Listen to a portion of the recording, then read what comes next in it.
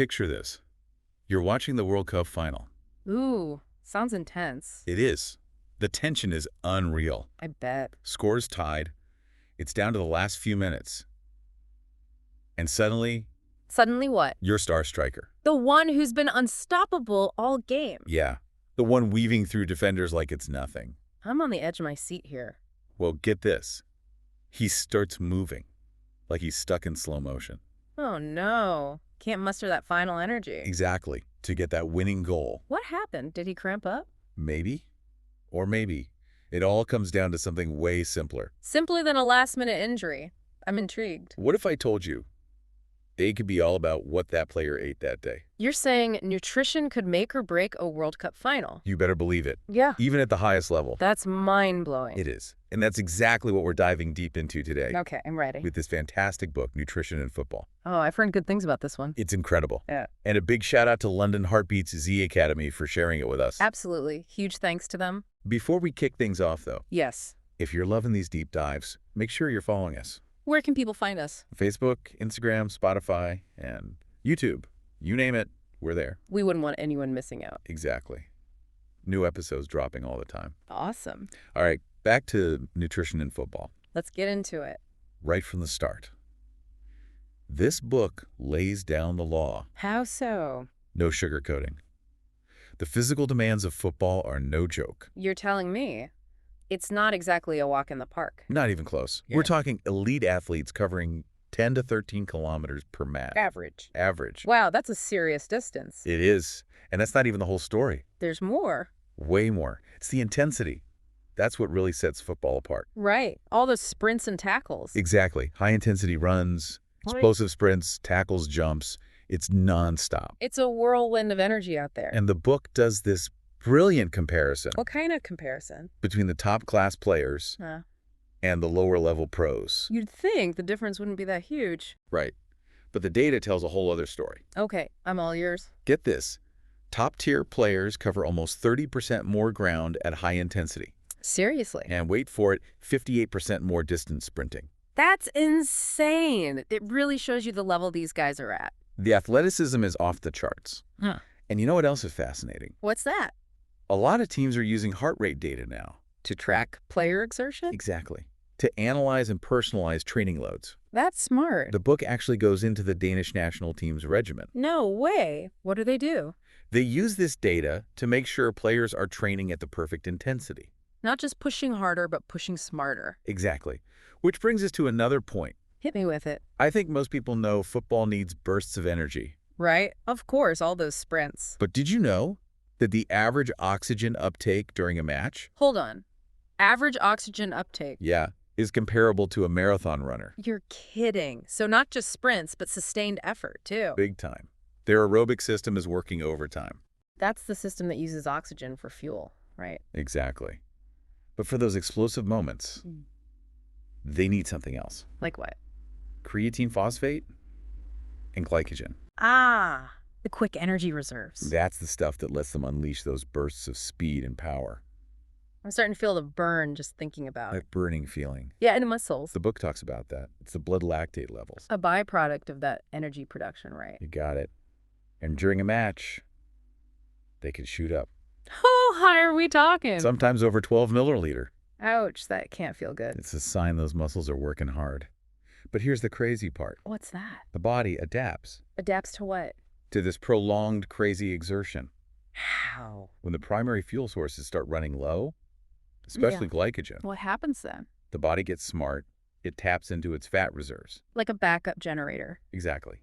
Increasing the use of free fatty acids and muscle triglycerides. So even when they're running on empty, they can keep going. The book describes it as muscle fibers at the end of a match, What about them? being almost totally empty of glycogen. Wow, that's a powerful image. It really highlights the sheer energy these guys expend. Makes you appreciate what they're putting their bodies through. So we've got glycogen depletion, intense bursts of energy, marathon-level exertion. It begs the question, how does all this affect performance on the field? Well, the evidence is crystal clear Lay it on me. as the game goes on, especially those last few minutes. What happens? We see a decline in those high-intensity actions. Makes sense. They just can't keep up that level for the whole match. And a big part of that, you guessed it, glycogen depletion. Like running out of fuel. But here's something interesting. The book also mentions this thing called temporary fatigue.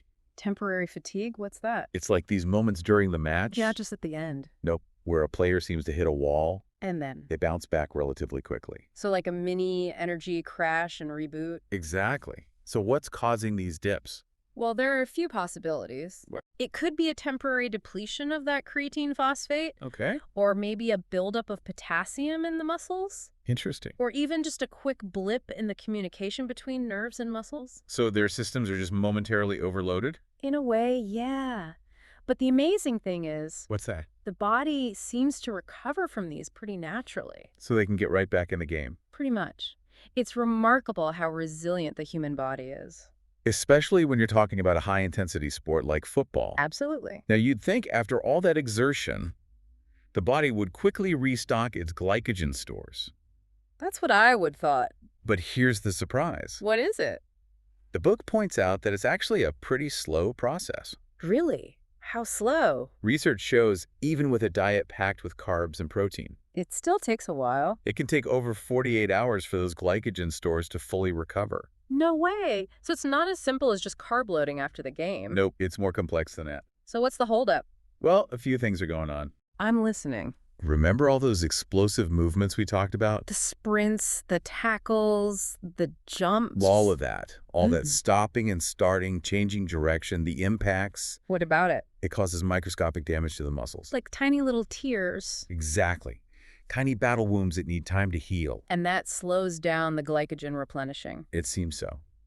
It's not just about refueling, it's about repairing too. That makes sense. The book actually mentions this test, the Copenhagen football test. What did they do? They simulated matches of different lengths. Interesting. And what they found was a 90-minute match really takes a toll, Compared to a shorter one. especially compared to a 60-minute match in terms of glycogen recovery. So the longer you play, the harder it is to bounce back. It shows just how much those repeated high-intensity efforts add up. And how important it is to give your body time to rebuild. Absolutely. Mm. But even though it's a slow process, You still need the right fuel. exactly.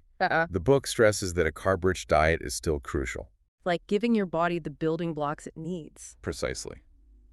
You want to make sure those raw materials are ready and waiting, to speed up that repair and refueling process. which leads to a big question. How can players optimize those glycogen levels? Especially since they have limited storage capacity. Right, you can't just endlessly load up on carbs. What does the book recommend?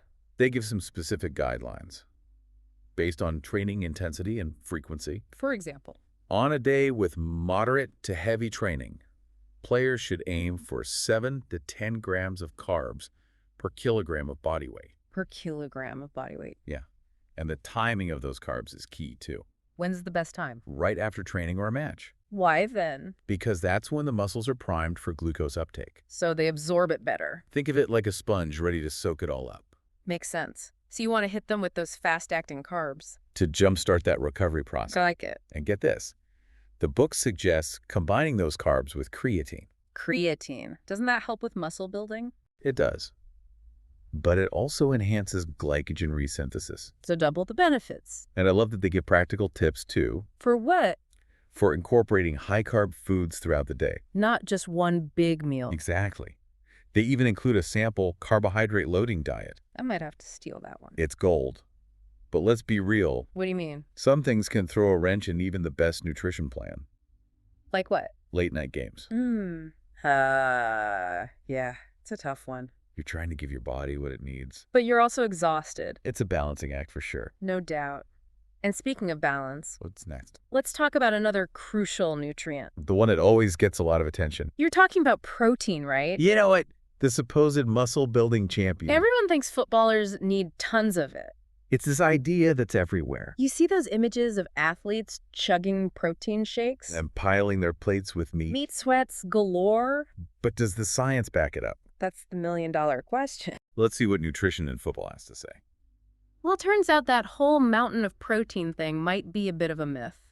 Really? So all those protein shakes and supplements? Yeah, not necessarily essential. Most players are already getting enough. through their normal diet, So all that extra stuff, unless they're on a super restricted diet. or cutting calories like crazy, Most likely, they're getting all the protein they need from food.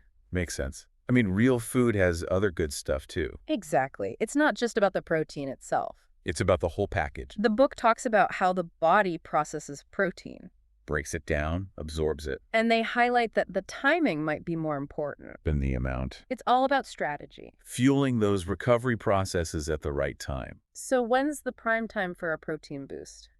Well, according to the research, Yeah. getting that protein in after training can be super beneficial, Giving those muscles what they need to rebuild. providing those amino acids. Exactly. Which reminds me, the book mentions a study about cocoa milk. Cocoa milk, like the stuff kids drink. Yeah, apparently it's pretty good for recovery. So chocolate milk for the win. It might just be, it showed that sometimes the simplest foods can be really effective. I love that. Okay, so we've talked about training nutrition, The foundation, the building blocks, but now let's get game day ready, match day mode activated. where everything is laser focused on performance. No room for error. And this is where the recommendations get super specific. All right, let's hear them. The book advises restricting fat and protein, On match day. especially from meat. Whoa, hold on. So, no big steak dinner before the game? Not if you want to be at your best. Why is that? I always thought protein was good for energy. It's a bit counterintuitive, but Yeah. loading up on fat and protein, especially from meat, Before a match. can actually mess with your carbohydrate absorption. And digestion, too. And remember, those carbs are your main fuel source. For all those bursts of energy. Exactly. So what should players be eating in those hours before kickoff? Let's break it down. Give me the game plan. The book recommends sticking to familiar foods. Stuff they know their body handles well. Easily digested, high-carb meals. About 3 to 4 hours before the match, Gives them that steady energy supply. without overloading their system. But what about right before the game? Like last-minute fueling. Yeah, shouldn't players be topping off their carb stores? That's actually a big misconception. Really? I thought carb loading was key. The book actually warns against eating tons of carbs in that last hour. Before the match. Yeah, it seems like a good idea. Like a final energy boost. But it can seriously backfire. How so? When you eat a lot of carbs, especially simple sugars, What happens? your body releases a bunch of insulin, Okay. and that can lead to a rapid drop in blood sugar. During the match. Exactly, which means fatigue, maybe even stomach problems. Not exactly what you want when you're trying to win a game. It's about finding that balance. Fueling up, but not overdoing it. And speaking of fueling, There's another crucial element we can't forget. hydration. Absolutely. How much should players be drinking on match day? The book recommends about 500 milliliters of fluids, 500 milliliters. Okay. 60 to 90 minutes before the game. What if they don't feel thirsty? Still important. Even if they're not feeling parched? Pre-game hydration is crucial, Especially if they're going to be sweating a lot. but there's a flip side. You can overdo it. Don't want to be sloshing around out there. Too much fluid can be uncomfortable and might even hurt their performance. Finding that sweet spot is key. Paying attention to their individual needs. And the weather conditions, too. Now, the book also gets into some fascinating stuff about performance-enhancing nutrients. Like what? There's a whole section on caffeine. The classic pick-me-up. A lot of athletes use it for energy and focus.